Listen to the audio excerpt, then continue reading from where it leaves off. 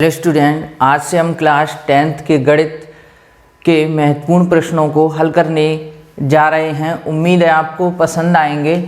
तो इकाई पहले में दिया है आपको वास्तविक संख्याएं। इसमें से आपके 2 अंक के 2 प्रश्न आएंगे, यानी जो छोटे छोटे क्वेश्चन हैं वो 2-2 नंबर के 2 क्वेश्चन आपको देखने को मिलेंगे। तो चलिए इसको शुरू करते हैं। देखिए पहला क्वेश्चन दिया है, यदि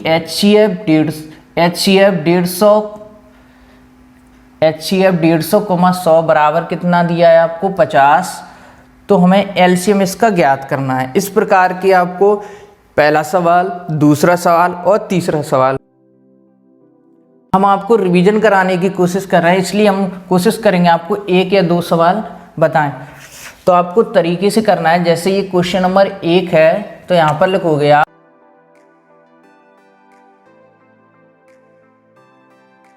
देखिए यहाँ पर हमें संख्याएं नहीं दी हैं तो इनको हम मानेंगे हल। माना पहली संख्या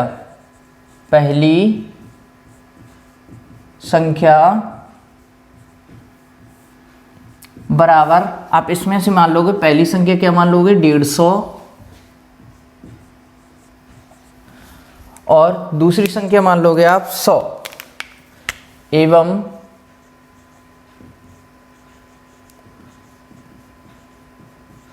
दूसरी संख्या बराबर 100 है। दूसरी संख्या कितनी है 100 है। अब हमें यहां पर दिया है HCF कितना दिया है 150, 100 बराबर ये दिया है 50।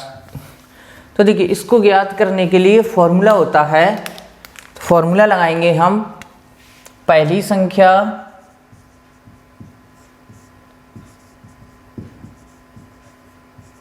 संख्या इंटू दूसरी संख्या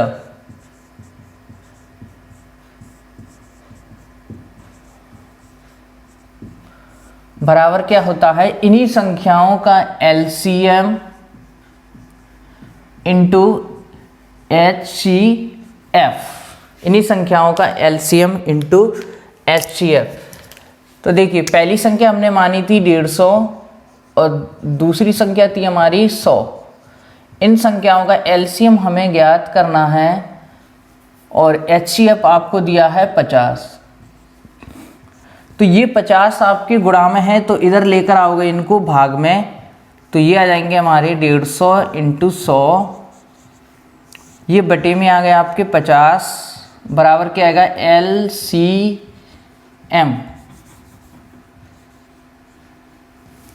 अब देखिए 50 से आप 100 को काट दीजिए, 50 दूनी 100 और ये 150 इंटू 2, तो ये हो जाएंगे हमारे 300। आप इसको पलट के लिखोगे LCM बराबर कितना आ गया 300। अब लास्ट में क्या लोगे आप इसका अतः लिखोगे, तो अतः यहां पर लिखोगे अतः। देखिए LCM किस तरीके से लिखोगे 150, 100 बराबर कितना आ गया 300। ये हमारा आंसर हो जाएगा। इसी प्रकार से आपको ये क्वेश्चन नंबर 2 और 3 भी आप सॉल्व कर सकते हो। ये आपके मोस्ट इंपोर्टेंट क्वेश्चन है, इस तरीके के क्वेश्चन परीक्षाओं में आते हैं। देखिए इस प्रकार से क्वेश्चन हमें दिया होगा, हमें क्या करना है पहले संख्याओं को मानना है, पहली संख्या और दूसरी संख्या। हो सकता है यहाँ पर हमें HCF दिया है, किसी में LCM भी दिया हो, जैसे इसमें देखिए आप, इसमें आपको क्या है LCM दिया है क्वेश्चन नंबर 3 में। तो फॉर्मूला लगाना है पहली संख्या इंटू दूसरी संख्या बराबर LCM इंटू HCF।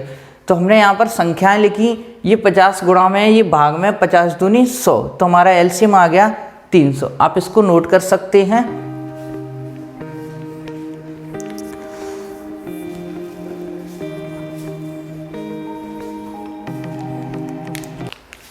चलिए अब क्वेश्चन नंबर 3 को सॉल्व करने की कोशिश करते हैं। क्वेश्चन नंबर 2 को आप स्वयं सॉल्व कर सकते हैं। हम यहाँ पर देखेंगे क्वेश्चन नंबर 3। तो क्वेश्चन नंबर 3 में सबसे पहले लिखोगे आप हल। माना यहाँ पर पहली संख्या को मान लोगे आप 306 और दूसरी संख्या को मान लोगे 657। ठीक है, अब यहाँ पर देखिए क्वेश्चन नंबर पहले में हमें HCF दिया था, इसमें क्या दिया हमें LCM। तो यहाँ पर लिखेंगे हम LCM बराबर 306,657 बराबर कितना दिया है, नहीं दिया, हमें ज्ञात करना है।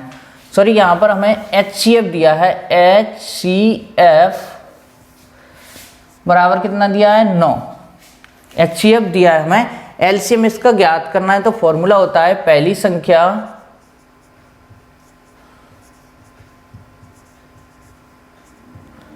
इनटू दूसरी संख्या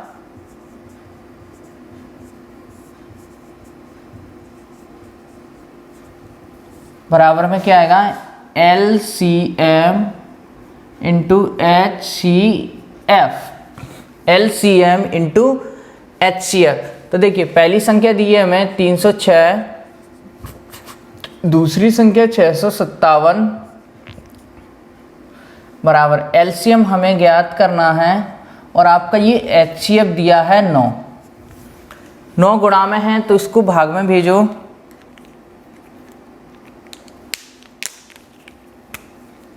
तो देखिए यहाँ पर 306 इंटू 657, ये आ गए 9 हमारे भाग में, बराबर कितने आया, LCM। अब 9 से डिवाइड कीजिए किसी को, 9 से इसको काटिए, 9 तिया 27, ये 9 से डिवाइड होगा, 9 तिया 27, कितने बचे 3, ये हो गए 36, 9 चौक 36। तो हमारा यहाँ पर आ गया 657 इंटू 34 बराबर LCM। अब इनका आप गुणा कीजिए, देखिए इधर गुणा करते हैं हम, 657 इंटू 34, 4 सत्ते 28, 4 पंजे 20 और 2 22 और 4 6 24 और 2 26। यहाँ देखिए 3 सत्ते 21, 3 पंजे 15 और 2 17 और 3 छिंग 18, 18 और 1 19। ये आ गए 8 3 3 9 2 11 1 12। ये आ गया आपका आंसर 22,338। LCM पलट के लिख दीजिए इसको, LCM बराबर 22,338। अतः लिखोगे आप, अतः लिखना भूलना नहीं है आपको। अतः लिखोगे यहाँ पर, अतः LCM और इसी तरीके से लिखना है 306,657 बराबर आपके आ गए 22,338। ये हमारा आंसर है और इसको ब्रैकेट में बंद करके छोड़ देना है। तो आप इसको नोट कर सकते हैं।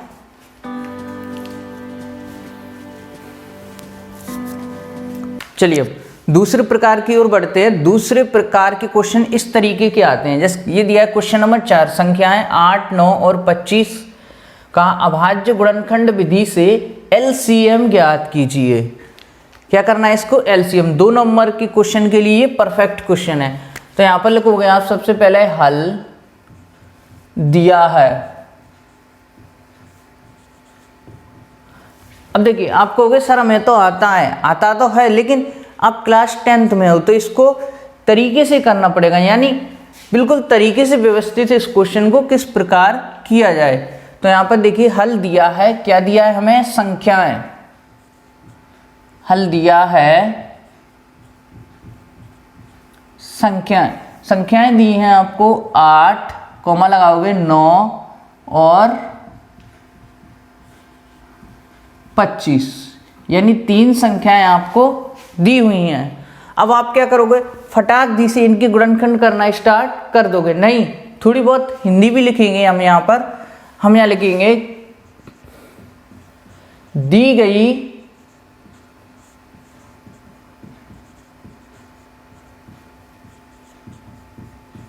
संख्याओं के अभाज्य, यहां पर लिखा है देखिए अभाज्य गुणनखंड। अभाज्य गुणनखंड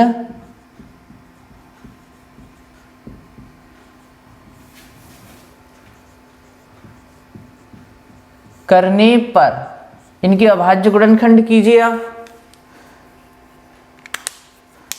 तो देखिए यहां पर लिखोगे आप 8, इसकी गुणनखंड करना है हमें, इधर लिख लो आप 9, इसके भी करेंगे, और ये 25। सबसे पहले 8 के कीजिए। देखिए 8 क्या है, एक सम संख्या है, ये आएंगे 4, इसको बताने की जरूरत नहीं है मुझे, 2 दूनी 4, और ये आगे 2 एकम 2, ठीक है, ये खत्म। ये डिवाइड होगा 3 से, 3 तिरके 9, और ये 3 एकम 3, ये खत्म। ये 5 से होगा 5 25, और ये 5 एकम 5, ये भी खत्म। अब कैसे लिखोगे आप इसको, 2 इंटू 2 इंटू 2 बराबर कितने आएंगे, ये 8। इसको कैसे लिखोगे, 3 इंटू 3 बराबर क्या आ गया, ये 9।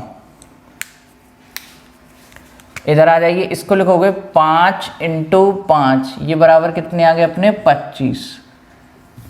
अब क्या करना है, एलसीएम ज्ञात करना है इनका, एलसीएम। तो यहां लिखोगे आप एलसीएम, कौन कौन सी संख्याओं का, 8 का, 9 का और 25 का, बराबर। अब देखिए एलसीएम मीन्स होता है इन दोनों में, देखिए यहां पर 2 कितनी बार दिया है, 1 2 3। एलसीएम मीन्स अधिकतम का, देखिए 2 कितनी बार दिया है, यहाँ पर 3 बार, 1 2 3, और इसमें 2 नहीं है, तो पहले इसके 2 लिखो, ये 3 बार हमने 2 लिख लिए। अब इसमें आइए आप, इसमें 3 कितनी बार दिया है, 2 बार, ये 3 लिखेंगे, और इसमें 5 कितनी बार दिया है, 2 बार। अब इन सभी का आपको गुणा करना है। गुणा कैसे करोगे, देखिए सरल, कोशिश करो सरल बन जाए। 5 25, ये हो गए हमारे 25, ठीक है, 25 75, 75 दूनी 150, यानी यहां तक कितना आ गया हमारा 150। 2 दूनी 4, 4 दूनी 8, 8 का गुणा करो 1.5, 15 8 120, तो ये आ गए हमारे 1200। कितने आ गए ये 1200, यानी इनका एलसीएम आ गया 1200। तो इस प्रकार से आप यहाँ पर बोर्ड में आपको संख्याएं बदली हुई मिल सकती हैं, लेकिन तरीका यही रहेगा। अतः लिखोगे, अतः एलसीएम, एलसीएम किनका है भाई, 8 9 और 25 का, बराबर आ गया हमारा 1200। दोबारा कर लीजिए, 5 25, 25 75, सॉरी ये गलत हो गया, 5 25, 25 3 75, यहाँ कितना आ गया 75, 75 दूनी 150, 150 दूनी 300, और 300 दूनी 600, और 6 1800, ये आएगा हमारा 1800। कितना आएगा 1800, तो यहाँ पर लिखेंगे अपन 1800, ब्रैकेट में बंद कीजिए, और ये आंसर है तैयार आपका। तो इसको नोट कीजिए।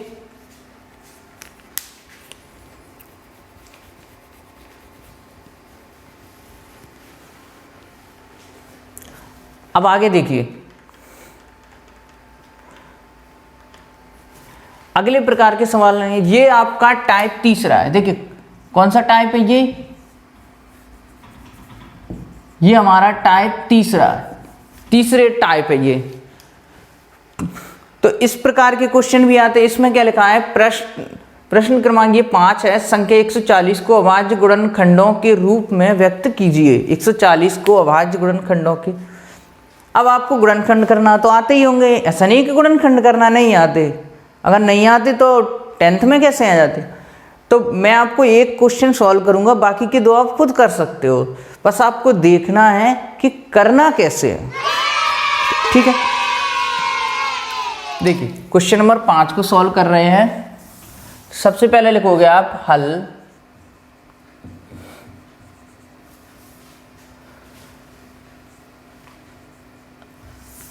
पांच को हल दिया है, क्या दिया है, संख्या बराबर दिए हमको 140। क्या दिया है? 140 संख्या।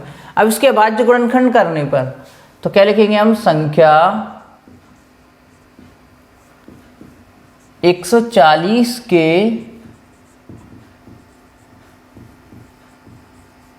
अभाज्य गुणनखंड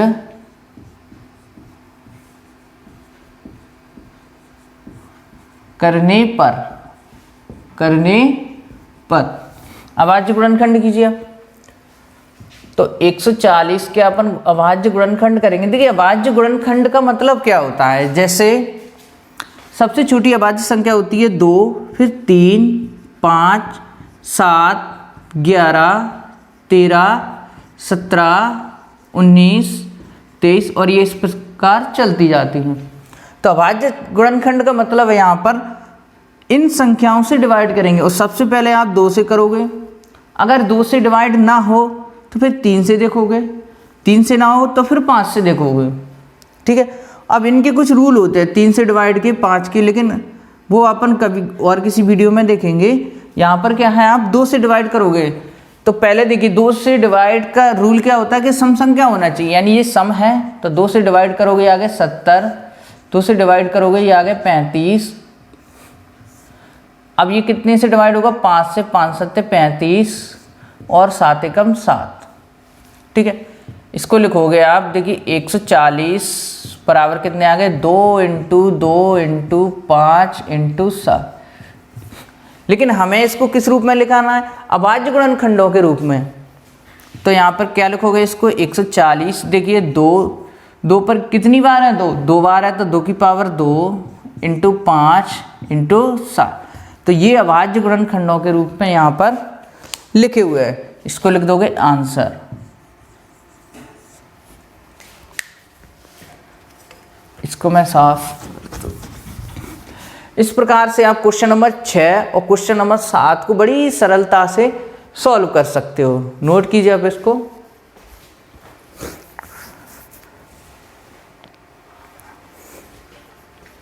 अब इसके बाद अगली वीडियो में हम इन सवालों को सॉल्व करेंगे कि आप इनको किस प्रकार से सॉल्व कर सकते हो।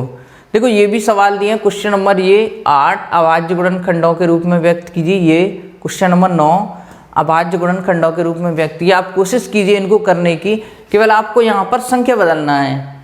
और अगर आपको नहीं आते हैं तो कमेंट कीजिए, हम इनको अगली वीडियो में सॉल्व करेंगे। नोट कर सकते हो आप ये क्वेश्चन नंबर 8, क्वेश्चन नंबर 9, इसका स्क्रीनशॉट ले सकते हो।